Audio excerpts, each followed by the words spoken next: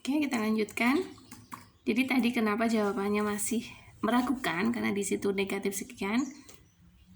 Jadi saya cek kembali, ternyata ada salah di bagian rumus. Oke, jadi rumus yang tepat adalah seperti ini, sudah saya tuliskan. Di sini adalah ragam S kuadrat adalah N dikali dengan sigma daripada XI dikuadratkan dikurangi dengan sigma XI dikuadratkan. Dibagi, pembaginya adalah N dikali N-1. Oke, kita coba ya di bagian ragam. Di bawahnya saja, yaitu sama dengan N. N-nya adalah 17. Kemudian kita kalikan penjumlahan daripada XI yang sudah dikuadratkan. Maka ini ya. Kemudian dikurangi dengan penjumlahan XI kemudian dikuadratkan. Penjumlahan XI tadi kita sudah menghitung sekian.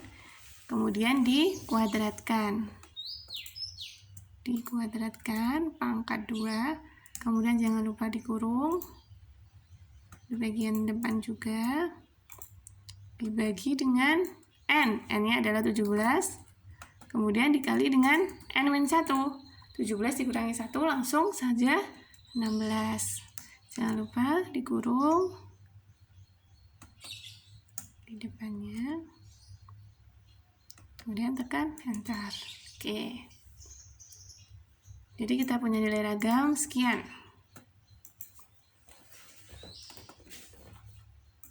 Selanjutnya kita ke simpangan baku. Simpangan baku atau standar deviasi secara sederhana adalah akar daripada variansi. Akar daripada ragam. Ketika kita punya nilai ragam adalah sekian, 4, sekian, maka S atau simpangan baku standar deviasi adalah sama dengan akar dari ragam. Kalau di Excel kalian bisa gunakan rumus SQRT, kemudian langsung angka daripada nilai ragam. Tekan enter. Oke. Kita punya simpangan baku atau standar deviasi S adalah sekian. Oke. Selain menggunakan SQRT, kalian juga bisa menggunakan konsep pangkat. Jadi sama dengan ragam dipangkatkan. Pangkat berapa jika dia akar adalah pangkat setengah. Tekan enter. Oke, maka jawabannya sama. Tergantung kalian bisa menggunakan SQRT ataupun dipangkatkan dengan setengah. Oke. Kita sudah melakukan ukuran penyebaran data tunggal mulai dari rank atau jangkauan. Untuk data yang sama, kita mendapatkan nilai 8. Kemudian RQ jangkauan antar kuartil 3,5, SQ jangkauan semi interkuartil 1,75.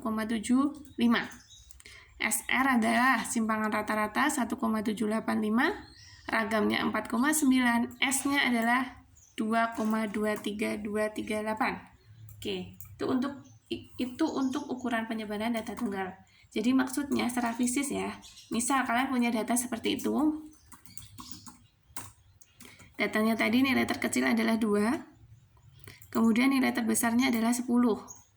Ranknya adalah 8. Jadi kalian bisa mengetahui seberapa data itu menyimpang ditinjau dari perbedaan nilai terkecil dan nilai terbesar. Itu ketika kalian membicarakan rank atau jangkauan. Nah, untuk RQ, simpangan antar kuartil, di sini kalian bisa mengetahui seberapa besar simpangan jika ditinjau dari ukuran kuartil. Jadi, dilihat dari data, 75%-nya data dikurangi dengan 25%-nya data sekitar 3,5. Ya, nilainya cukup besar. Artinya, data yang cenderung seperti itu, dia menyimpang cukup besar. Dengan RQ sekian, SQ-nya adalah sekian. Selanjutnya ke SR. SR adalah simpangan rata-rata.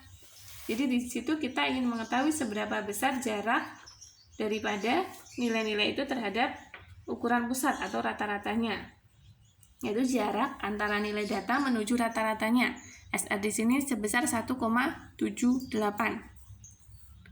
Cukup besar. Kemudian jika ditinjau dari ragam dan simpangan baku, ketika kita ingin mengetahui ukuran keragaman atau variasi data, kita lihat misal dari S, simpangan baku dengan nilai kisaran 2,23. Artinya, nilai-nilai masing-masing data ini jika kita lihat dari tinjauan rata-rata, menyimpang sejauh atau sebesar sekian, yaitu 2, sekian. Artinya cukup besar. Nah, ketika kalian nanti punya suatu data dengan S yang relatif kecil atau mendekati 0, itu berarti datanya itu cenderung cenderung dekat dengan nilai pusatnya, tidak terjadi penyebaran data yang cukup besar. Ketika nilai S-nya masih cukup besar, 2, 3, ataupun 5, kita lihat di sini datanya memang memencar ya daripada nilai pusat. Ada yang nilai maksimal 10, nilai terkecilnya 2. Itu kan cukup besar ya.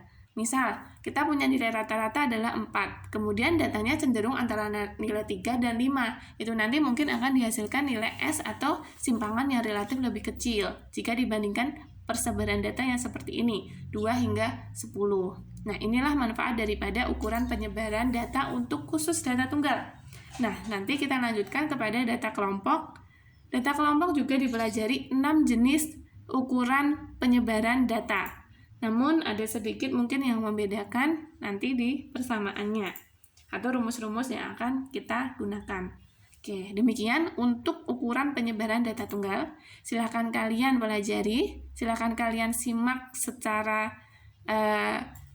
mungkin kalian bisa mencobanya secara langsung. Jika ada yang belum paham atau ada pertanyaan, silahkan langsung ditanyakan. Oke, saya akhiri dulu untuk sesi ini. Nanti kita lanjutkan ke ukuran penyebaran data kelompok. Oke, terima kasih.